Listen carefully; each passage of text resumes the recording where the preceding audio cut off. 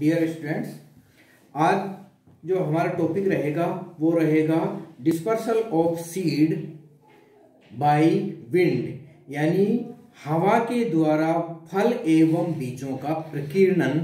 जो है इसका जो आधा पार्ट था, इसका जो पहले वाला पार्ट था वो हमने पिछले लेक्चर में ले लिया था, जिसमें हमने आपको बताया था कि वायु द्वारा जो बीज प्रकीर्णन होता है, यानी वायु द्वारा जो बीजों का एक स्थान से दूसरे स्थान पर डिस्पर्सल होता है या नए स्थान पर डिस्पर्सल होता है, उन बीजों में क्या क्या अपेंडेजेज पाए जाते हैं, क्या क्या संरचनाएं पाई जाती हैं, या उन बीजों के क्या क्या गुण होते हैं। इसमें हमने आपको एक्सप्लेन किया था कि light weight and minute seed, दूसरा हमने आपको एक्सप्लेन किया था विंग्ड सीड एंड फ्रूट्स, तीसरा बताया था पैराशूट मैकेनिज्म।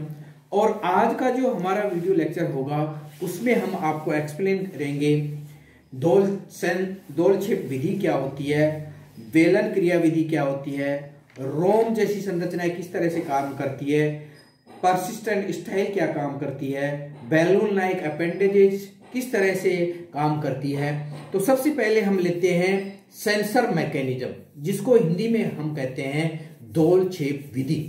इस विधि के अंदर क्या होता है कि जब फल पौधे के ऊपर परिपक्व हो जाता है तो इस तरह की मैकेनिज्म अपनाने वाले अधिकांश पौधे के जो फल होते हैं वो कैप्सूल प्रकार के होते हैं।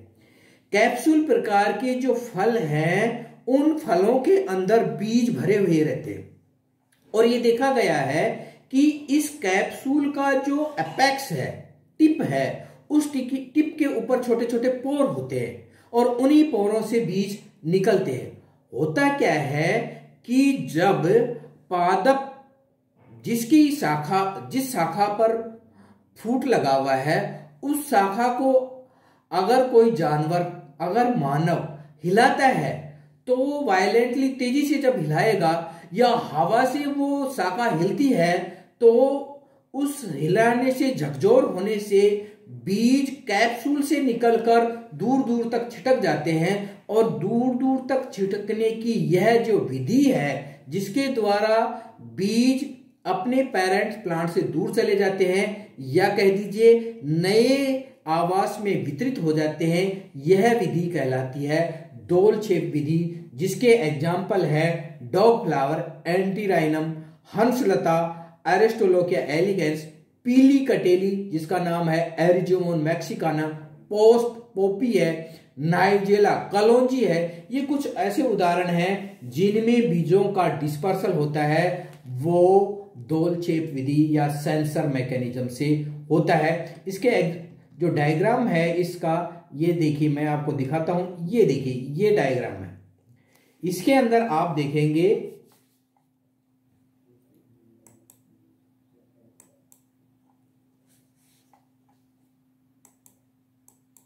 ये है दोल छेप विधि का है, एंटीराइनम का है, एरिस्टोलोकिया का है और पेपावर का। एंटीराइनम में देखिए ये कैप्सूल लगा हुआ है, कैप्सूल के सिरे पर ये पोर बने हुए हैं, छिद्र बने हुए हैं, और जैसे ही इसको हिलाता है कोई तो ये सीड इससे मुक्त हो जाते हैं। देखिए इसके अंदर देखिए ये मेन एक्सिस है जिसके ऊपर ये कैप्सूल लगा हुआ है। जब आप इसको हिलाएंगे तो ये लेफ्ट राइट या आगे पीछे दोनों किसी भी साइड में जाता है और वाइब्रेट होता है। ये जब हिलता है तो बीज इससे मुक्त हो जाते हैं। तो इस तरह से सेंसर मैकेनिज्म या दोल छेप विधि द्वारा बीजों के अंदर बीजों का प्रकीर्णन होता है पादपों के अंदर।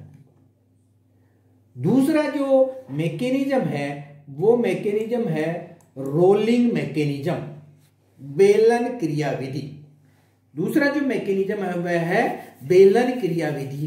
इसके अंदर क्या होता है कि बहुत सारे ऐसे छोटे और अल्पजीवी पौधे होते हैं जो तुरंत ही छोटे समय में 30 दिन या 40 दिन की उम्र में ही बीज बना लेते हैं। और ऐसे पौधे सामान्य रूप से ऐसी जगह होते हैं जहां वर्षा का मौसम है वो बहुत ही छोटा होता है, तो बीज बनाने के बाद ये सूख जाते हैं। इनमें होता क्या है कि सूखने के बाद जैसे ही तेज हवा चलती है या तेज आंधी आती है, ये मिट्टी से उखड़कर अलग हो जाते हैं और वेलन करते हुए, रोलिंग करते हुए जब हवा की तेज झोंके आते हैं तो ये रोलिंग करते हुए मिट्टी पर एक स्थान से दूसरे से यानी हवा के साथ रोल्ड होते हुए एक स्थान से दूसरे स्थान पर पहुंच जाते हैं या ट्रांसफर हो जाते हैं और इस प्रकार ये नए स्थान पर पहुंच जाते हैं, पेरेंट प्लांट से दूर चले जाते हैं।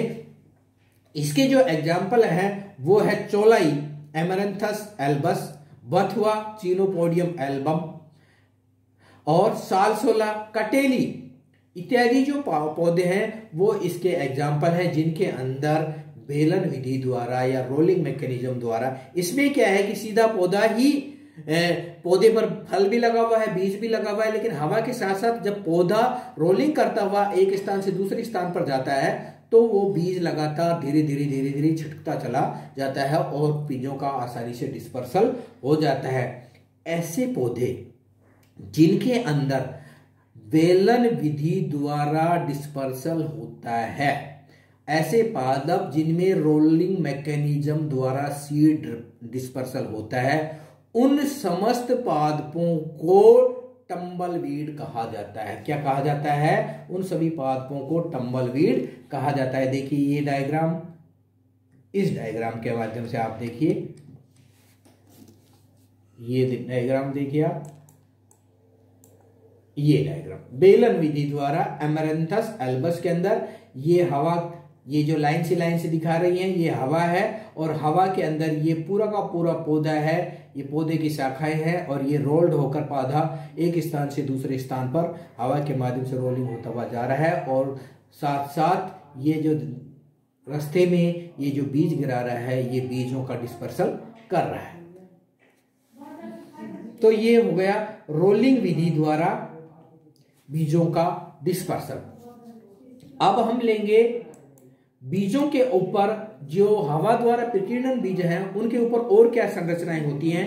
तो इसके अंदर जो छठा अपेंडेज है वो है रोम जैसी संरचनाएं, हेयर्स, कुछ पादपों के बीजों के ऊपर रोम जैसे हेयर्स पाए जाते हैं, जैसे कि जो आपका गोसिपियम है, कपास है, कपास के बीजों के ऊपर हेयर्स पाए जाते हैं। उस तरह से आंकड़ा है, आंकड़े के बीजों पर पाए जाते हैं। अल्स्टोनिया है, अल्स्टोनिया के बीजों के ऊपर हेयर्स पाए जाते हैं और ये हेयर्स एक नहीं बहुत अधिक संख्या में ग्रुप में पाए जाते हैं। कभी कभी एक बीज के एक सिरे पर होते हैं, जैसे एक जगह बीज के एक जगह पर गुच्छा होता है कैलोट्रोपिस में। कई बार क्या है कि दोनों सिरों पर गुच्छा होता है हेयर्स का, उसको जैसे कि एस्पल्जियास में। और कपास के बीज में बीज के चारों तरफ पूरा का पूरा रोम से ढका हुआ होता है, हेयर से ढका हुआ होता है।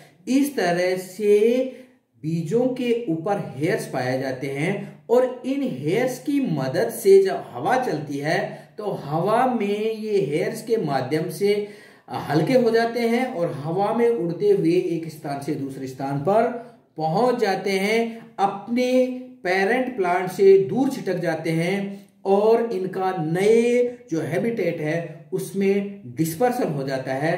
तो हेयर्स एक या पादपों के बीजों के ऊपर जो रोम पाए जाते हैं वो रोम इन बीजों का हवा द्वारा या एनमी कोरी द्वारा डिस्पर्सल में मदद करते हैं। इसको देखिए डायग्राम के माध्यम से आप देखना चाहें तो इसका है ये फोटो, ये देखिए इसके अंदर हमने लगाया है ये रोम युक्त हेयर सीड्स, जिसमें पहला है एस्क्लेपियस, दूसरा है कैलोट्रोपिस का बीज और तीसरा है कपास गोसिपियम का बीज और लास्ट वाला है अल्स्टोनिया का। ये देखिए ये एक बीज है, एस्क्लेपियस का बीज है, ये बीज है और इस बीज के ऊपर ये जो रोम है ये हेयर्स है। इन हेयर्स की सहायता से, ये आंकड़े की ही एक स्पीसीज है, इस रोम की सहायता से ये एक स्थान से दूसरे स्थान पर पहुंच जाता है। कैलोट्रोपिस के अंदर ये बीज है और इस बीज के ऊपर ये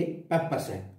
तीसरा है गोसिपियम, ये जो हॉरिजॉन्टल डबल लाइन है ये बीज है और इस बीज के चारों तरफ देखिए ये पूरा का पूरा हेयर्स का गुच्छा है और ये हेयर्स है इसके डिस्पर्सल में मदद करते हैं। डी अल्स्टोनिया है, ये अल्स्टोनिया का बीज है, ये इसका एक सिरा है जिस पर रोमों का गुच्छ है, ये इसका दूसरा सिरा है जिस पर रोमों का गुच्छ है। इस तरह से पादपों के बीजों के ऊपर अलग अलग तरह से पेपर्स पाया जाता है, हेयर्स पाए जाते हैं, और ये हेयर्स ही इन पादपों के बीजों के डिस्पर्सल में मदद करते हैं।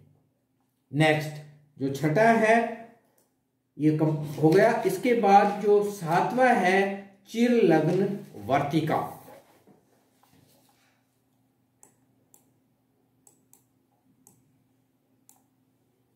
चिरलग्न वर्तिका,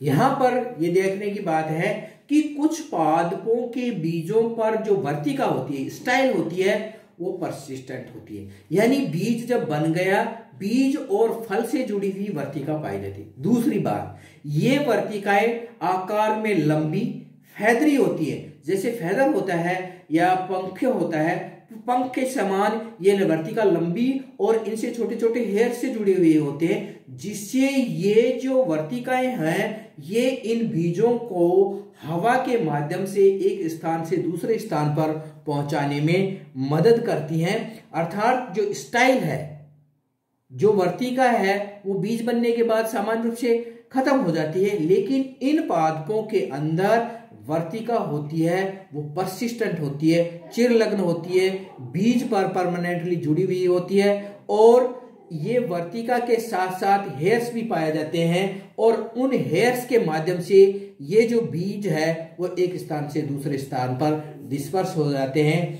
इनके उदाहरण हैं पादपों के क्लीमेटिस, ओल्ड मैन्स ब्रेड, नाक छिकनी कहते हैं इसको, नारवेलिया ट्रेवल्स जॉय कहते हैं, जिरेनियम, नेपाल जिरेनियम कहते हैं। इनमें जो रोमिल स्टाइल होती है वो चिर स्थायी होती है, और इनका डेंडलियन जो पादप है उसका फल सिपसेला होते हैं, लेकिन उसके ऊपर भी अधोवर्ती अंडा से विकसित होता है, और जो वर्तिका है वो चोंचनुमा होती है, जिसके माध्यम से हवा में ये उड़ती हुई एक स्थान से दूसरे स्थान पर पहुंच जाती है। इसके अलावा कई बार ये जो स्टाइल है ये रोमों के हेयर से ढकी हुई होती है। मैंने बताया आपको, फल के ऊपर वर्तिका है वो भी हवा हेयर से ढकी हुई है, और हवा के माध्यम से एक स्थान से दूसरे स्थान पर पहुंच जाती है। देखिए ये डायग्राम है, इसके माध्यम से आप देखिए, ये परसिस्टेंट स्टाइल, ये देखिए क्लेमेटिस पादप का नाम है। इस क्लेमेटिस पादप के अंदर ये बीज है, इस बीज से जुड़ी हुई ये ट्यूबनुमा संरचना क्या है, स्टाइल है, और ये स्टाइल देखिए कितनी अधिक ब्रांच्ड हो गई है, और ब्रांचों के ऊपर हेयर्स हैं, ये हेयर्स है, ये देखिए हेयर्स है। इस तरह से एक बंच सेटअप, कॉम्प्लेक्स बंच बन गया है, विद हेयर्स बन गया है, और ये वर्तिका पादपों को या पादप के बीजों को डिस्पर्स करने में मदद करती है। दूसरा है ये क्लेम, अगर आप ये बीज है एकिन्स है, एक बीज, दो बीज, तीसरा बीज, चौथा बीज, पांचवा, 6 बीज है, इसको एक को आप अलग करेंगे तो ये इस तरह से दिखाई देगा, और ये पूरी ट्यूबनुमा संरचना है ना, ये ट्यूबनुमा संरचना क्या स्टाइल है, और स्टाइल पर ये जो हेयर्स हैं ये फेदर टाइप के दिखाई दे रहे हैं। एक एकिन को आप इस तरह से दिखा सकते हैं, ये फेदरी एकिन्स इस तरह से दिखाई देता है, जो कि पौधे को एक स्थान से दूसरे स्थान पर पहुंचाने में मदद करता है, या बीजों के डिस्पर्सल में मदद करता है। इसके बाद जो अंतिम इसके अंदर है वो है बैलून लाइक अपेंडेजेज। कुछ पादपों के बीजों के ऊपर बैलून या फलों के ऊपर गुब्बारे जैसी संरचना पाई जाती है, और ये गुब्बारे जैसे हम जानते हैं कि गुब्बारा हवा में उड़ने का काम करता है, और एक स्थान से दूसरे स्थान पर हवा में उड़ता हुआ पहुंच जाता है। उसी तरह से पादप के बीज और फलों से गुब्बारे जैसी संरचनाएं पाई जाती हैं, जिनके माध्यम से बीज एक स्थान से दूसरे स्थान पर पहुंच जाते हैं, जैसे कि बैलून वाइन, गुब्बारा बेल, जिसको कहा जाता है कार्डियोस्पर्मम हेलिका का बम। ये क्या है, पादप का नाम है, इसको गुब्बारा बेल कहा जाता है। इसके अलावा दूसरा है रस भरी फाइसेलिस, गोरिसल, निकार्डिया, ये कुछ ऐसे पादप हैं जिनके फल और बीजों पर गुब्बारे जैसी संरचना पाई जाती है और ये गुब्बारे जैसी संरचना में हवा भरी हुई होती है, खाली जगह होती है, जिससे ये हवा में उड़ते हुए तैरते हुए एक स्थान से दूसरे स्थान पर पहुंच जाते हैं। इसके अलावा जो रस भरी है इसमें बाह्य दलपुंज पाए जाते हैं और ब्लू वाइन है, इसमें के फल हैं वो गुब्बारे जैसे पाए जाते हैं। इसके अलावा जो टीलिया अमेरिकाना पादप है, टीलिया अमेरिकाना पादप के अंदर क्या होता है कि जो फल है उस फल से पादप का सहपत्र जुड़ा हुआ होता है और ये सहपत्र बड़े छाते जैसी संरचना बना लेता है, यानी लीफ लाइक स्ट्रक्चर बना लेता है और वो लीफ लाइक स्ट्रक्चर के माध्यम से ये हवा में उड़ता हुआ एक स्थान से दूसरे स्थान पर पहुंच जाता है। ये है ये बैलून लाइक स्ट्रक्चर, ये बैलून लाइक स्ट्रक्चर, ये जो संरचनाएं हैं ये बैलून लाइक स्ट्रक्चर है। इनके अंदर फ्रूट है और फ्रूट के चारों तरफ ये देखिए गुब्बारे जैसी संरचना है, हवा के खाली स्थान है और खाली स्थान होने के कारण क्या है, बीज आकार में तो बड़े हैं लेकिन वजन में हल्के हैं। वजन में हल्के होने से क्या है, हवा में उड़ते हुए एक स्थान से दूसरे स्थान पर पहुंच जाते हैं। इसके अलावा देखिए ये कार्डियोस्पर्म हेलिका का बम का फ्रूट है।